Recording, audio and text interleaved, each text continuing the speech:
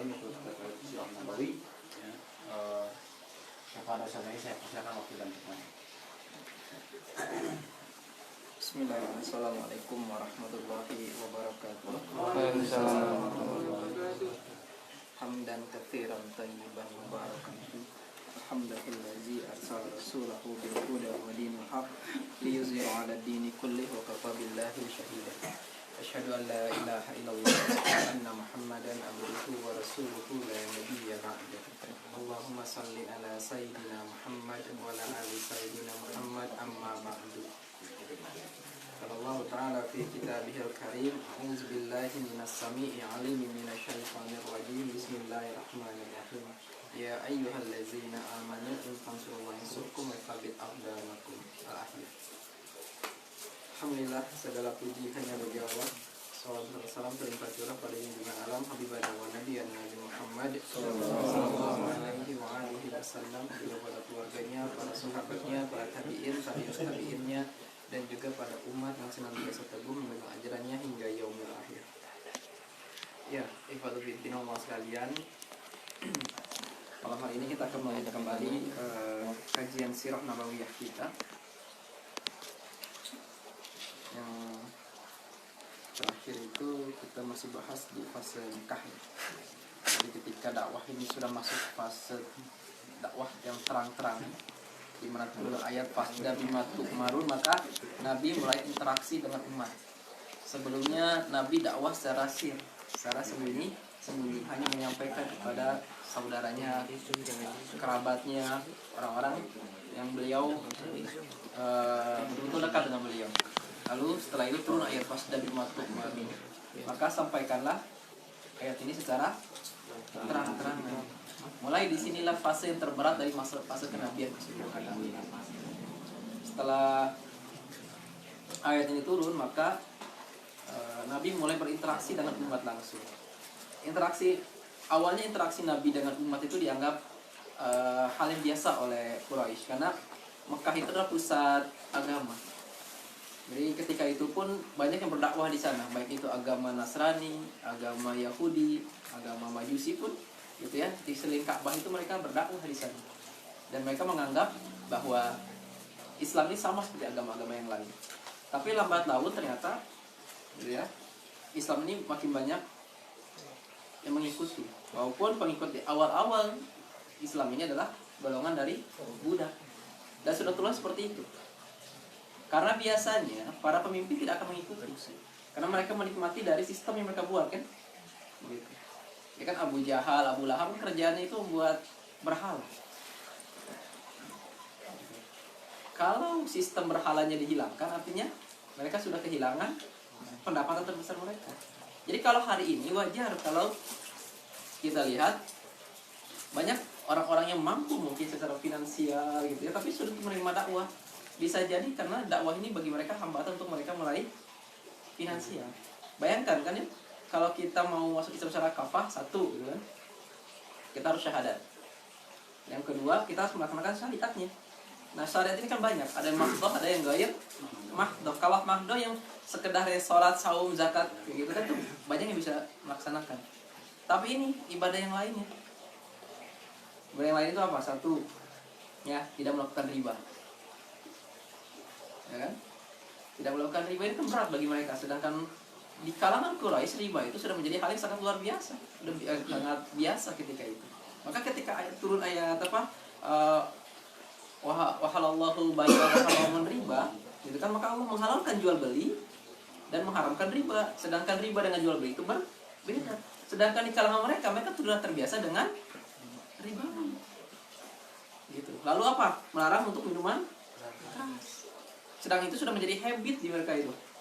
Minuman keras itu sudah menjadi seperti minuman biasa. Jadi Imam Ali, Umar gitu kan sudah biasa dengan minuman keras. Nah, ketika ayat-ayat ini turun, maka bagi mereka ini sudah menyentuh sisi yang menyangkut hidup mereka, hajat hidup mereka. Maka inilah yang membuat mereka menolak syariat Nabi. Nah, jadi kalau kita lihat, gitu ya, ketika fasda bima tu'marun itu turun ayat ini, maka Nabi sudah mulai interaksi dengan umat. Mulai terjadi gesekan antara Nabi dengan para pemimpin Quraisy yang ketika itu meminta salahiyah kepemimpinan ketika itu. Gitu ya.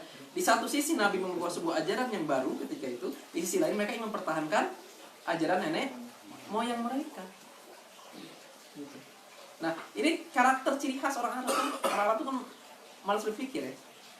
Udah ikuti aja apa-apa yang sudah digariskan oleh nenek moyangnya. Tapi Nabi merubah pola pikirnya. Maka Nabi mengajak orang Arab itu untuk berpikir ketika itu. Nah, mulai terjadi gesekan-gesekan. Nah, akibat dari gesekan tersebut, maka terjadi beberapa hal kepada Nabi dan kepada kaum muslimin. Yang pertama ada propaganda kan. Propaganda itu menganggap Nabi sebagai seorang penyihir secara kata-kata ini sudah kita bahas itu. Lalu yang kedua apa? Fase pemboikotan. Nah, fase fase penyiksaan dulu ya secara ini untuk para budak. Gitu. Jadi orang-orang yang lemah ketika itu disiksa oleh para tuannya untuk keluar dari agama. Contohnya siapa? Contohnya adalah Bilal bin Rabah, gitu ya. Lalu keluarga Amr bin Yasir ketika itu. Dan itu menjadi syahid dan syahidah yang pertama. Gitu. Nah, setelah ini tidak semakin dakwah ini kalau istilah sekarang itu mungkin dipersekusi ya. Kalau dulu disiksa, kalau sekarang itu dipersekusi. Ternyata semakin dakwah ini dipersekusi, ternyata informasi itu opini dakwah ini menyebar ke luar Mekah, makin banyak orang yang tertarik dengan dakwah ini. Maka dilakukanlah yang berikutnya, pemboikotan.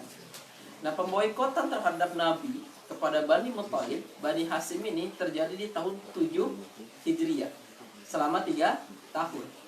Apa yang diboikotnya? 1, tidak boleh berdagang. Kalau dulu hanya menyerang Nabi dan kaumnya, ini Nabi dan kaum muslimin, kalau ini langsung menyerang kabilah. Gitu. Jadi orang yang tidak masuk Islam pun ketika itu asal dari kabilah Bani Muthalib dan kabilah Bani Hasyim, maka dia harus diboikot. Gitu. Apa pemboikotannya? 1, dilarang untuk bertransaksi ekonomi kalau sekarang istilahnya ya. Kalau dulu berdagang, karena dulu ekonomi itu transaksi ekonomi hanya berdagang. Kalau sekarang itu apa?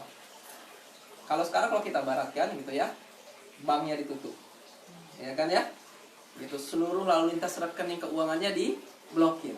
Itu yang namanya pemboikotan. Jadi kalau hari ini pemboikotan seperti yang lalu, kalau dulu tidak boleh berdagang, kalau hari ini apa? Seluruh rekeningnya dilumpuhkan, tidak boleh bertransaksi sama siapapun menggunakan media apapun. Gitu. Nah, kalau kita lihat pemboikotan pertama ada dalam aspek ekonomi, gitu. Bayangkan oleh antum, kalau antum tidak bisa bertransaksi secara ekonomi, bisa nggak antum mendapatkan bahan makanan untuk makan? Tidak bisa. Gitu. 1, pemboikotan secara ekonomi. Yang kedua, pemboikotan secara sosial. Tidak boleh menikah dan menikahkan. Gitu. Nah, anak Nabi 2 itu adalah menantunya Abu Jahal ketika itu. Maka dua-duanya diceraikan. Kecuali ada satu yang tidak diceraikan, itu Zainab, anak Nabi. Gitu. Zainab ini menikah dengan sepupunya Khadijah, namanya Abu Al-Ash. Abu nanti sekitar tahun 8 Hijriah, Abu Al-Ash ini akhirnya masuk Islam. Gitu ya. Abu Al-Ash ini sepupunya Khadijah, tapi Abu Al-Ash ini tidak ingin menceraikan. Sedangkan 2 anaknya lagi, ya, Ruqayyah, Ummu Kulthum, itu diceraikan oleh anaknya Abu Jahal gitu. Lalu tidak boleh berbicara, tidak boleh mengajak komunikasi. Untuk apa? Untuk menghambat dakwahnya kan, gitu. Jadi pemboikotan ini berlangsung selama 3 tahun. Diboikot secara ekonomi, diboikot secara sosial kemasyarakatan, sampai tidak boleh berbicara, dialienasi kalau istilah sekarang. Alienasi itu apa ya? Diasingkan. Ya, alienasi itu kan diasingkan mereka. Akhirnya Nabi dan para pengikutnya berada di balik bukit. Adapun orang-orang yang iba terhadap Nabi, ingin memberikan bantuan terhadap Nabi, mereka takut terhadap para pemimpin Quraisy. Maka mereka memberikan bantuan secara diam. Ada yang untanya dibekali dengan makanan gitu ya. Lalu dipukul secara keras, akhirnya lari ke atas bukit, diambil oleh kaum muslimin gitu. Nah, masa pemboikotan ini kurang lebih selama 3 tahun. Dan inilah masa-masa yang terberat yang dialami oleh Nabi Muhammad Shallallahu Alaihi Wasallam, gitu ya. Nah, pasca pemboikotan ini di tahun ke-10 Hijriah, maka Nabi mengalami namanya Amul Husni. Amul Husni itu apa? Amul Husni itu adalah tahun duka cita atau tahun kesedihan, ya. Pasca 6 bulan sebelum dilepaskannya surat perjanjian pemboikotan itu, gitu ya. Ali bin Abi Thalib akhirnya menghadap sang pencipta. 3 bulan setelah Ali bin Abi Thalib, Abu Thalib menghadap sang pencipta, Khadijah wafat. Maka ini adalah tahun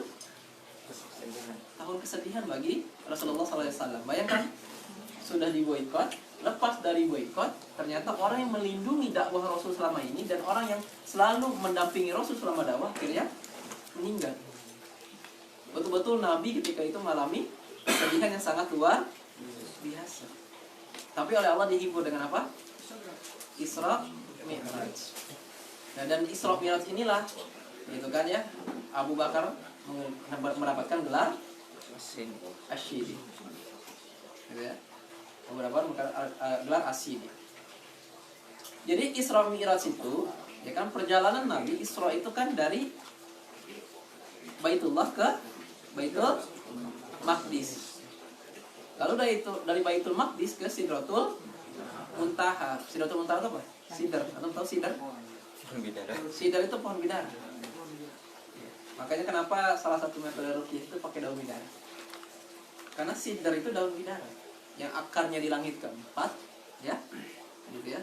Lalu ujung itu di langit keenam. Sidar.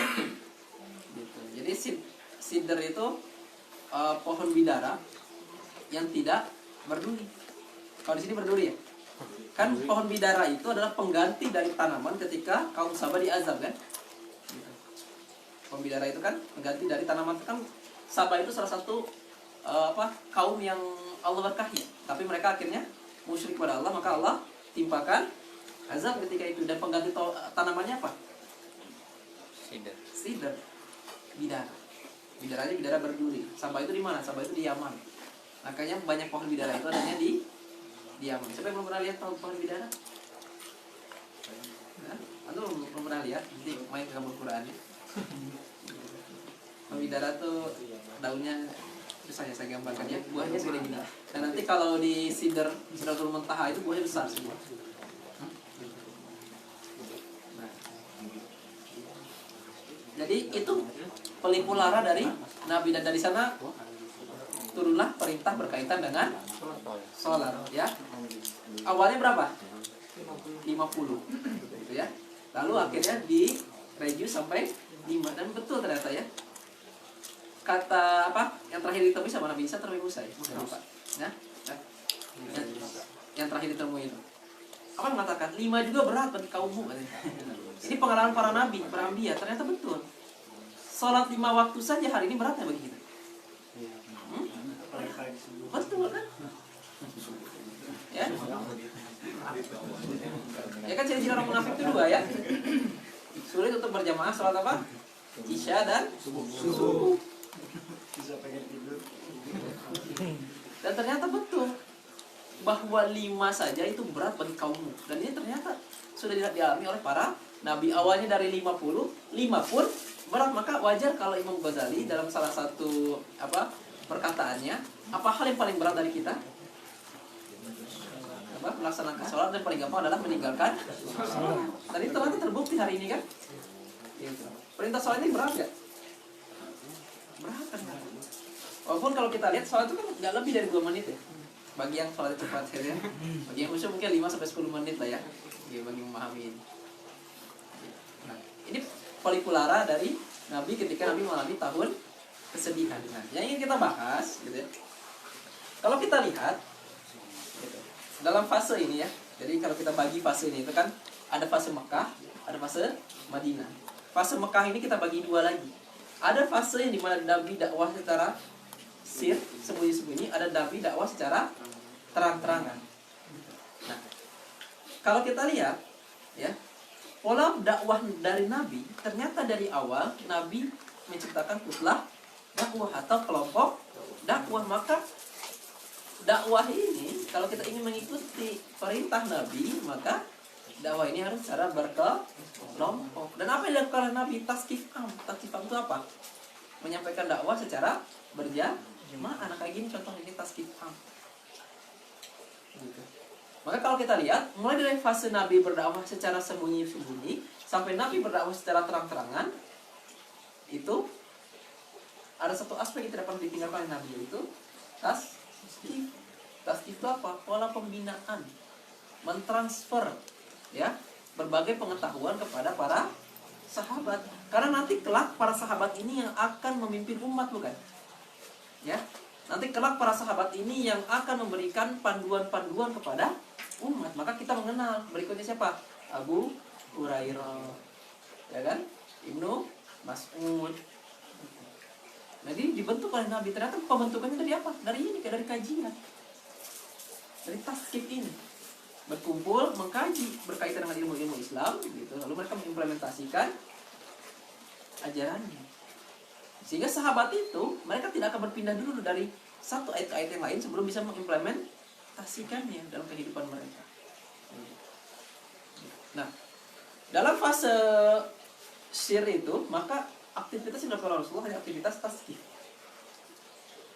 Ya, taskif tadi adalah aktivitas pembinaan, gitu. Atau bahasa sekarang itu apa namanya? Halqah ya. Halaqah, liqah, itu bahasanya. Gitu, pembinaan. Lingkar gitu ya. Apa yang dibina ya berkaitan dengan apa? Syariat Islam, Al-Qur'an, As-Sunnah, dengan ijma sahabat dan qiyas syariah. Itu sumber-sumber hukum Islam. Lalu ketika fase Nabi Mantuk Marun, apa yang dilakukan oleh para sahabat? Ternyata fase taskif ini tujuannya adalah membentuk kepribadian para sahabat. Apa yang dibentuknya? Dua. Ya. Satu fikriyahnya, yang kedua adalah nafsiyahnya. Fikriyahnya apa? Fikriyahnya menyandarkan segala pemikirannya kepada Al-Quran dan Sunnah. Dan nafsiyahnya pun pola sikapnya, pola jiwanya berlandaskan Al-Quran. Maka mereka ketika mereka berlaku jujur, bertanggung jawab, termasuk ketika berjihad pun semata-mata karena Allah dan Rasul, itu nafsiyah yang muncul dari mereka. Maka jangan aneh kalau misalnya gitu ya, ada para sahabat gitu yang memang kuat secara hafalan. Ada sahabat yang kuat cara baca Quran. Mereka masing-masing punya amalannya. Kayak gitu, ya. Nah, fase taskif ini adalah mempersiapkan sahabat untuk mengarungi medan yang sesungguhnya. Apa itu? Berinteraksi langsung dengan umat. Maka tadi fase pemboikotan, fase penganiayaan, apa yang menyebabkan mereka kuat secara fisik dan mental ketika mereka dihadapkan dalam fase-fase tersebut? Itu tadi gitu ya, berhasil dalam fase taskif. Artinya gitu ya, Islam itu sudah mentajasad. Mentajasad itu apa? Masuk ke dalam tubuhnya, betul-betul menjadi Al-Quran yang berjalan. Itu yang dibentuk oleh Rasulullah SAW. Sehingga seseorang yang hatinya keras seperti Umar pun tersentuh dengan ayat Al-Quran.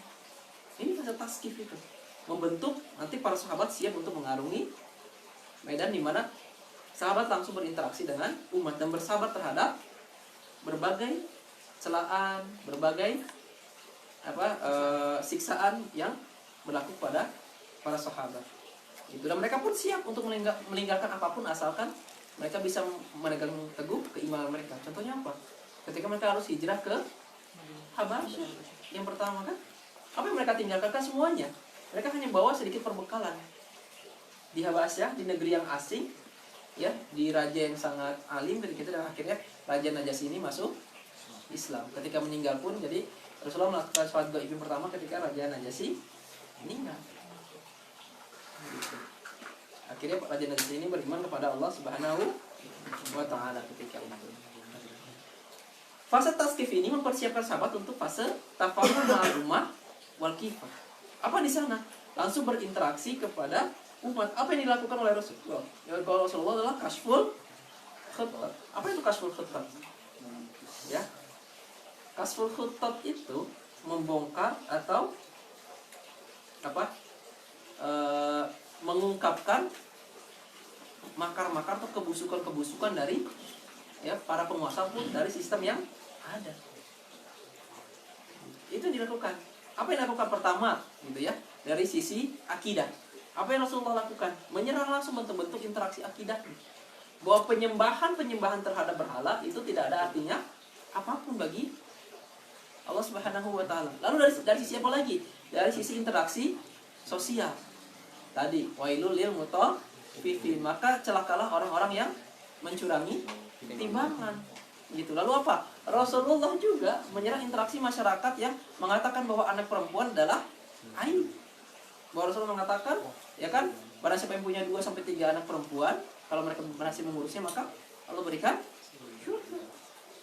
Artinya derajat wanita yang tadinya rendah ditinggikan oleh Rasulullah. Nah, interaksi inilah yang mengganggu para kaum Quraisy. Gitu. Interaksi ini kan kalau kita bicara sekarang sistem kehidupan, betul nggak? Sistem kehidupan yang ada. Contoh kalau sekarang ya, kalau dulu wailul lil mutaffifin berkaitan dengan mencurangi timbangan dan juga berkaitan dengan halallahu bai'a wa haramul riba, berkaitan dengan riba. Kalau sekarang apa? Sama. Ya. Kalau dulu ribanya riba nasiah, hanya pinjam meminjam, kalau sekarang ribanya banyak kan? Ya. Banyak sekarang ribanya. Ya. Riba yang berkaitan di tengah-tengah masyarakat, saling pinjam meminjam. Kalau dulu riba itu nggak disistemasi, sekarang di sistem masih bentuknya apa? Bank dan lembaga keuangan lainnya. Ya. Dan ada yang lebih canggih lagi sekarang, pinjaman online. Benar nggak? Ya kan? Investasi. Ya. Ya, dengan bahasa investasi dan lain-lain. Gitu. Artinya pola-pola kemusyrikan itu hanya berubah wujud dan alatnya, tapi intinya sama. Ya. Dulu ribanya hanya pinjam minjam uang, sekarang ribanya berbentuk digital. Ya. Gitu, bentuknya apa? Pinjaman online, cryptocurrency gitu kan ya, uang yang nggak jelas juntrungannya. Gitu ya. Mata uang kripto tuh tahu? Mata uang digital. Jadi nggak tahu bagaimana penisbatan nilai kursnya itu. Ya. Bitcoin. Lalu apa? Bitcoin. Ya, Bitcoin dan lain-lain kayak gitu. Gimana penisbatannya? Bingung kan? Gitu. Kalau apa? Kalau falas kan penisbatannya pada dolar ya.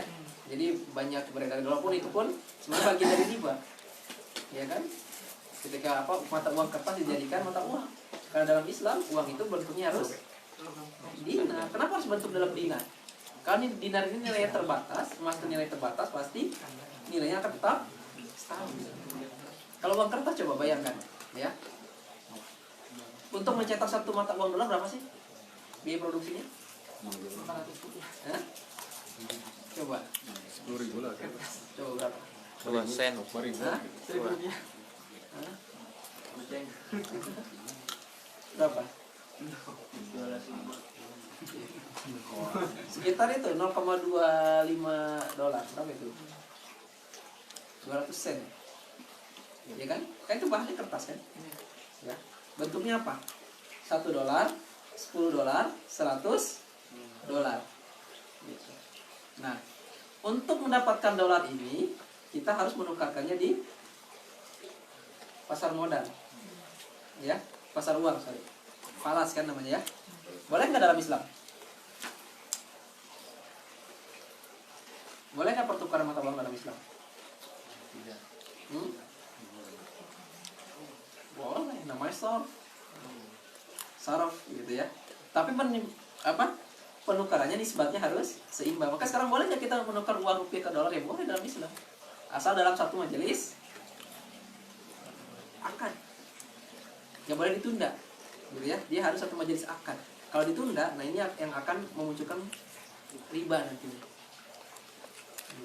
Gitu ya. Jadi kalau penjualannya tunai dalam satu majelis akad sah hukumnya sarf itu. Tapi kalau dia ditunda, ini akan terjadi riba gitu. Kalau dalam bahasa perbankan itu apa namanya istilahnya itu ya? Ditetapkan dulu kursnya, nanti kita bayar di hari berikutnya. Itu ada istilahnya. Oke, ya. Jadi di satu mata uang itu nilai produksinya 0,25 dolar. Ya. Tapi nilai mata uangnya berapa?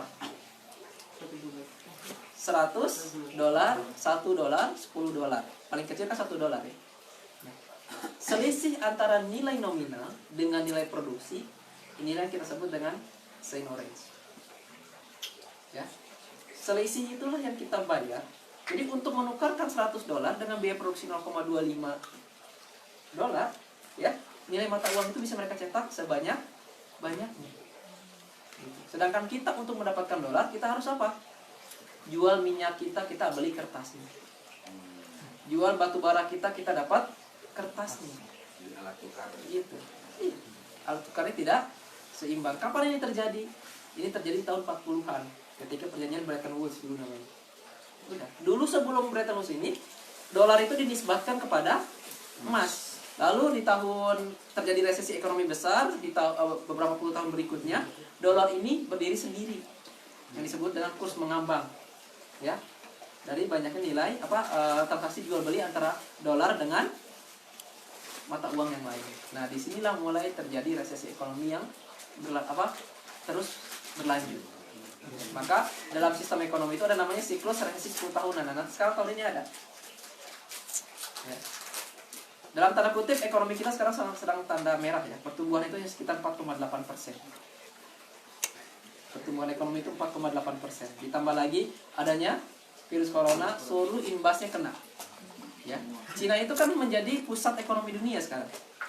Ya. Penghasilan terbesar semua dunia itu kan dari Cina. Baik itu impor maupun ekspor. Ditambah sekarang harga minyak dunia jatuh akibat perseteruan antara Rusia dan Arab Saudi. Karena Rusia tidak ingin membatasi jumlah lifting minyaknya. Arab Saudi ingin lifting ini dibatasi. Karena apa? Karena harga minyak dunia terlalu rendah bagi Arab Saudi. Gitu ya. Arab Saudi itu setiap harinya bisa memproduksi sekitar 11 sampai 15 juta barrel. Ya. Gitu. Rusia itu sekitar 11 juta barrel. Nah, Arab Saudi ingin dibatasi. Pokoknya dalam satu hari itu hanya 10 juta barrel saja. Agar apa? Agar minyak dunia ini harganya stabil di angka berapa? 60 sampai 90 dolar per barrel. Tapi Rusia nggak mau. Nah, karena Rusia nggak mau, Arab Saudi ngambek, gitu ya. Arab Saudi menurunkan harga minyak sampai 36 US barrel. Bagi Arab Saudi masih untung. Orang ongkos produksinya 10 sampai 15 dolar per barrel.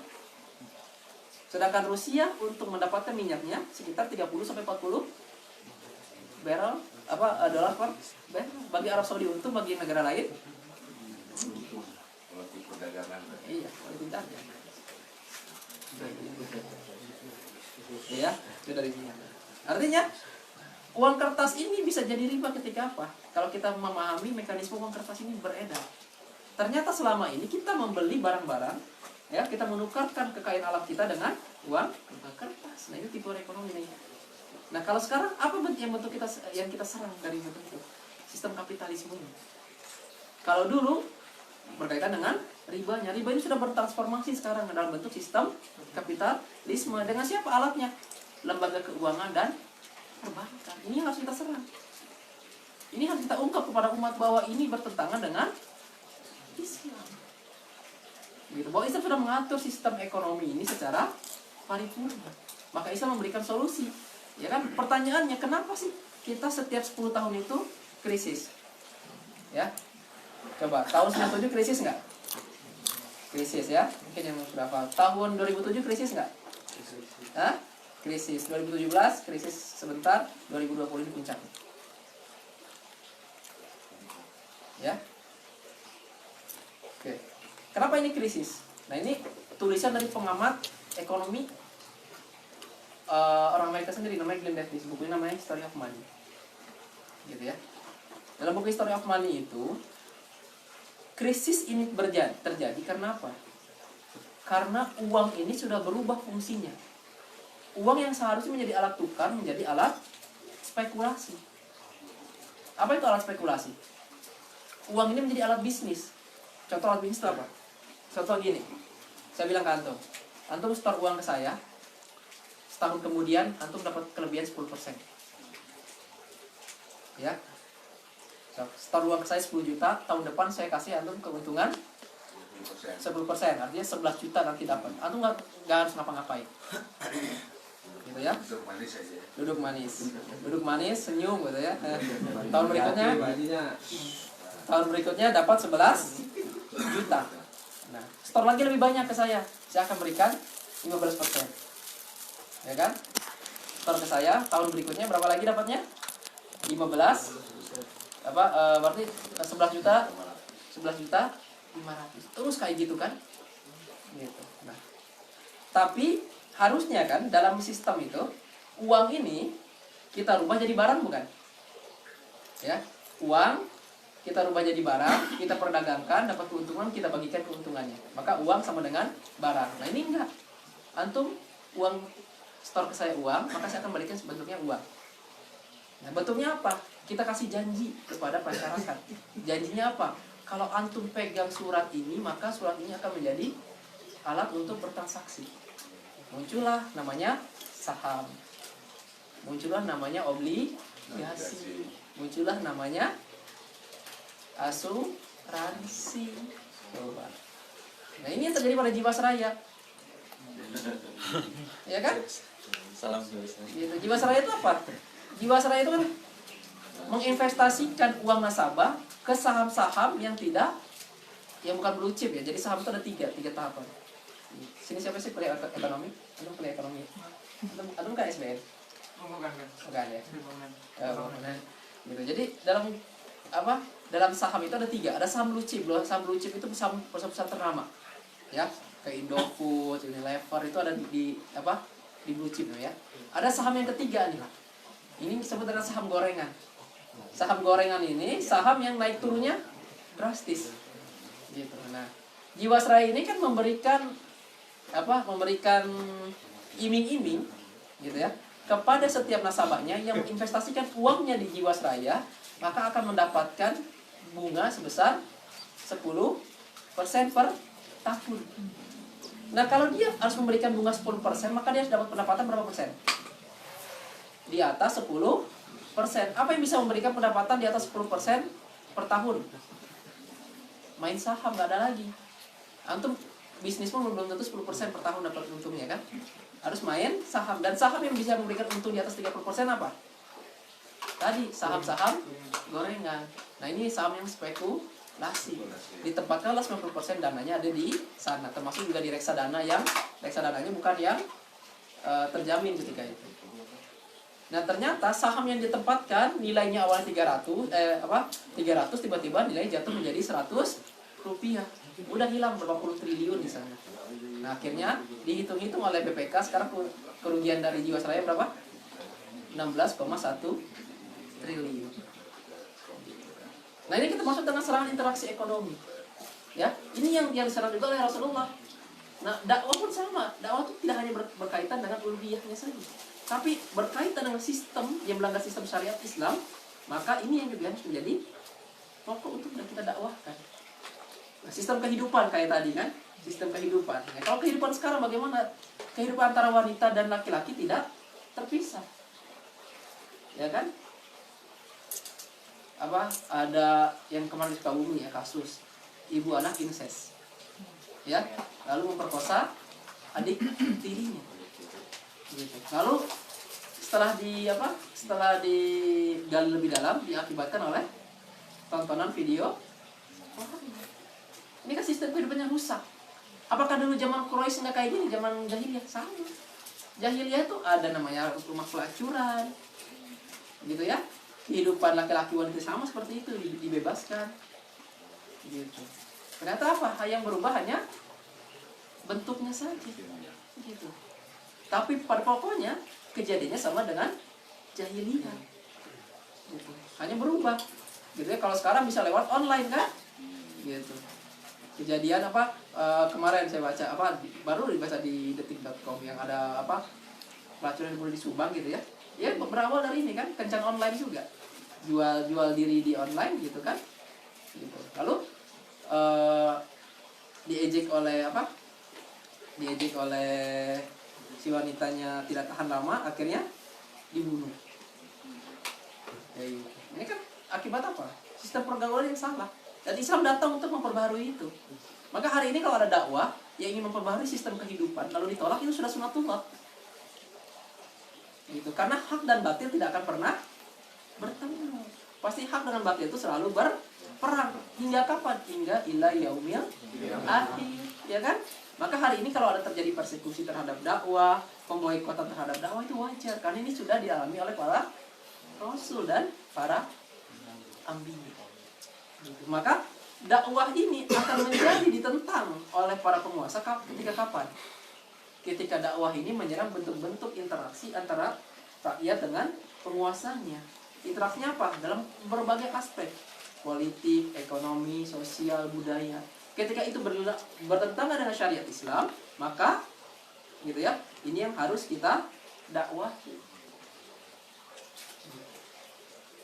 Ya. Sehingga dalam sunatullahnya bahwa dakwah ini dipersekusi, bahwa dakwah ini akan mengalami penindasan, itu sudah menjadi sunatullah. Karena ini juga dicontohkan oleh Rasulullah dan para sahabat. Nah, apa yang kita lakukan? Ya, pilihannya cuma dua. Antum akan tetap berada dalam dakwahnya atau murtad menjadi jahiliyah. Hanya itu saja pilihannya. Gitu ya. Maka pilihannya ingin menjadi Umar bin Khattab atau ingin menjadi Abu Lahab, Abu Jahal. Pilihannya itu berkaitan dengan dakwah. Dan kenapa mereka bisa kuat?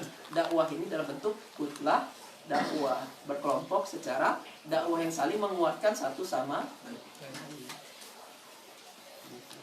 Sehingga nanti pertolongan Allah turun. Kapan pertolongan Allah turun? Gitu ya. Yaitu Allah yang akan memberikan pertolongan ketika kita sudah mempersiapkan pertolongan Allah itu. Dengan apa tadi? Rasulullah mencari Nasrullah. Nasrullah itu apa? Mencari pertolongan dakwah. Karena dilihat dakwah di Mekah ini sulit, maka Rasulullah menyampaikan dakwah ini ke berbagai kabilah, ke Bani Amir So'so'ah, Bani apa lagi? Takifah ya. Gitu. Lalu ke Taif Rasulullah menyampaikan dakwahnya. Ada yang menerima dengan syarat, ada yang menolak, ada yang menolak secara kejam. Di Taif itu Rasulullah kan dilempar sampai lututnya berdarah. Sampai kan Jibril itu mengatakan kalau engkau mau gitu kan ya, tinggal minta diazab itu semuanya. Tapi doa Rasulullah apa? Kelak dari Taif akan muncul para ulama. Betul, dari Taif itu banyak muncul para ulama. Coba kalau doanya kata Rasulullah dihancurkan, udah ratain Taif semuanya. Gitu. Ya, gitu. Nah, akhirnya siapa yang menerima dakwah Rasul? Dari Bani Aus dan Khazraj, gitu ya. Dari 6 pemuda yang datang pada Rasulullah, gitu, mendengarkan dakwah Rasulullah, akhirnya mereka kembali ke Madinah untuk menyampaikan dakwah. Nanti Rasulullah masing-masing mengambil musyrik ya, pemimpin kabilahnya, gitu. Pemimpin kabilahnya untuk berdakwah di Madinah. Nah, dari sana nanti akan memasuki sebuah fase yang baru, yaitu fase istilahmul hukmi, di mana aturan Islam itu diterapkan secara sempurna di Daulah Madinah. Ketika itu Rasulullah bukan lagi menjadi pemimpin kelompok, tapi Rasulullah sudah berubah menjadi pemimpin negara. Rasulullah juga sebagai seorang qadi, sebagai seorang hakim, dan Rasulullah juga sebagai seorang pemimpin dakwah ketika itu, atau pemimpin umat. Nah, nanti di tahun 1 Hijriah dengan hijrahnya Rasulullah ke Madinah, maka dimulai fase babak baru, yaitu fase dakwah, di mana Rasulullah berubah dari pemimpin kelompok menjadi pemimpin negara, gitu ya, sebagai pemimpin negara, sebagai amirul jihad, karena Rasulullah juga memimpin perang. Ketika itu di tahun kedua Hijriah, di bulan Ramadan, perang pertama itu perang Badar. Kebayang nggak? Ramadan perang. Syariatnya turun gitu. Jadi Sya'ban syariat turun. Di 10 hari terakhir di Sya'ban itu turun. Syariat itu berkaitan dengan perang. Ya. Oke, kita sampai sini dulu karena ini bukan ini hanya bentuk kita diskusi saja. Ya, karena kita sudah bahas kemarin kan sirahnya, ini kita bahas berkaitan dengan aspek di dalamnya. Apa yang Rasulullah serang sebenarnya? Satu, yang Rasulullah serang adalah bentuk interaksi. Kenapa para kaum Quraisy itu lalu melakukan pemboikotan terhadap Rasulullah? Karena yang Rasulullah serang itu satu bentuk interaksinya. Apa yang serang bentuk interaksinya? Satu, interaksi akidah. Ya kan? Ketika itu interaksi akidahnya, orang Quraisy itu percaya dengan Allah. Mereka bersumpah dengan kata wallahi. Tapi mereka penisbatan ibadahnya kepada wasilah. Ya, wasilah itu berhala. Mereka tahu gitu, Tuhan itu adalah Allah, tapi wasilahnya melalui berhala. Sehingga dalam sekitaran Ka'bah itu ada sekitar 360 berhala. Nah, kalau kita sekarang kan banyak berhala itu ya. Gitu, berhala-berhalanya. Ada juga yang masih, coba lihat. Kalau larung laut di Pangandaran, sedekah laut, mereka bilang sedekah itu kan kata-kata yang bagus bukan? Benar nggak? Sedekah laut, agar apa? Agar bisa mendapatkan tangkapan yang banyak, maka dia harus memberikan sedekah kepada penunggu laut. Ini kan musyrik, ya kan? Ada lagi musyrik yang lain. Musyrik yang lain itu apa? Menghambakan harta, benda, tahta, dan wanita. Ya kan? Ini kan yang tidak diinginkan oleh Abu Lahab. Abu Lahab itu kerjanya apa? Pematung. Dia dapat uang dari sana, dan ini pintarnya orang Quraisy. Jadi orang Quraisy menerapkan aturan bagi siapa yang ingin bertawaf di Ka'bah, maka harus memakai gitu kan seluruh pakaian yang berasal dari Mekah. Karena pakaian di dalam Mekah itu adalah pakaian yang suci. Yang suci itu hanya berada di dalam wilayah Ka'bah. Nah, ini kan bisnisnya mereka. Gitu. Jadi orang-orang itu membeli pakaian di Mekah diganti untuk bertawaf ketika itu. Nah, artinya kalau sekarang ada orang-orang yang tidak menerima dakwah karena khawatir posisi kedudukannya dihilangkan oleh dakwah, ya itu sudah sunatullah. Kan Abu Lahab, Abu Jahal, dan Mughirah pun sama seperti itu. Gitu. Lalu apa lagi? Yang diserang dalam sisi bentuk interaksi ekonomi. Ya, sistem-sistem yang berada dalam jahiliyah dulu itu adalah sistem yang berasal bukan dari Islam. Mereka sudah terbiasa dengan riba dan sudah menjadi mendarah daging riba itu. Nah, ini yang diserang oleh Islam, bahwa riba itu tidak ada keberkahan di dalamnya. Jual beli itu boleh, riba itu haram. Nah, sekarang kan riba bertransformasi, bentuknya apa? Bentuknya apa riba itu? Banyak.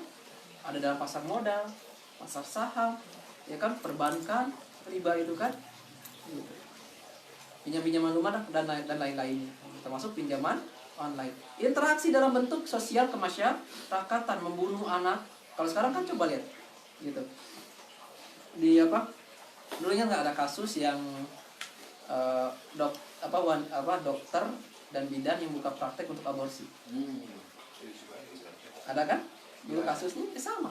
Kalau dulu anaknya dilahirkan dulu baru dibunuh, sekarang sebelum dilahirkan sudah dibunuh. Kan sistem sekarang itu mau enak nggak mau anak gitu kan? Ya, ya. Mau enak kita nggak mau anak ya kan? Gitu.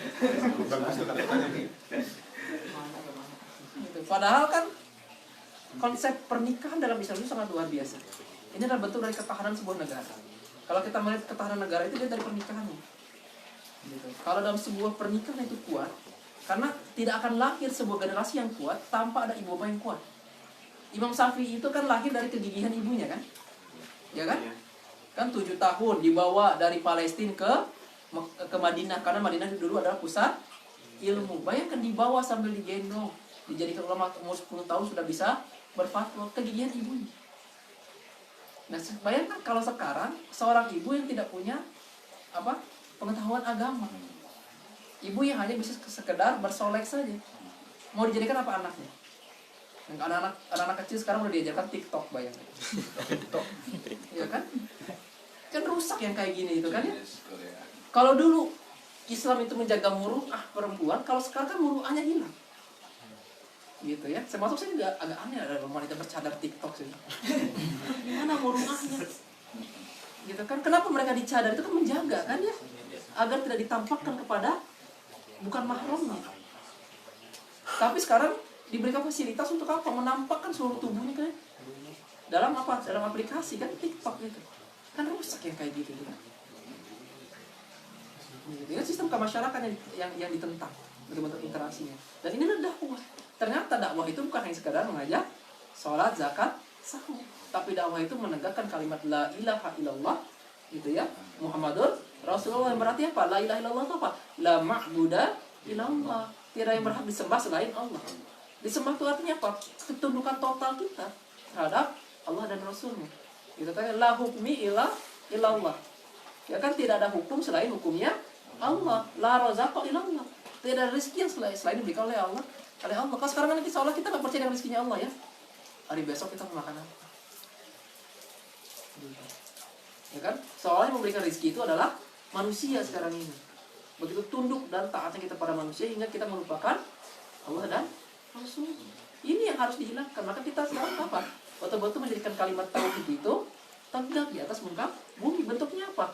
Tegaknya hukum Allah, tegaknya syariat Allah, maka tegaknya tauhid Allah. Itu yang harus kita lakukan.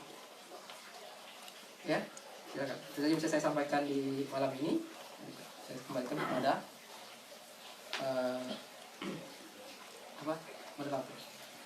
Terima kasih atas pemaparan materi yang cukup jelas ya, dan menarik untuk kita simak, dan mudah-mudahan apa yang tadi disampaikan menjadi tambahan ilmu bagi kita, tambahan wawasan Islam bagi kita semua. Jadi beliau yang menyampaikan masalah sebesar-besarnya Allah SWT. Baik, untuk rekan-rekan sekalian, kita memasuki fase tanya jawab. Silakan bagi teman-teman yang ingin bertanya terkait materi yang disampaikan, ataupun di luar materi itu nggak apa-apa, tapi langkah baiknya yang nyambung dengan materi. Enggak, saya berikan kesempatan. Hah? Sok.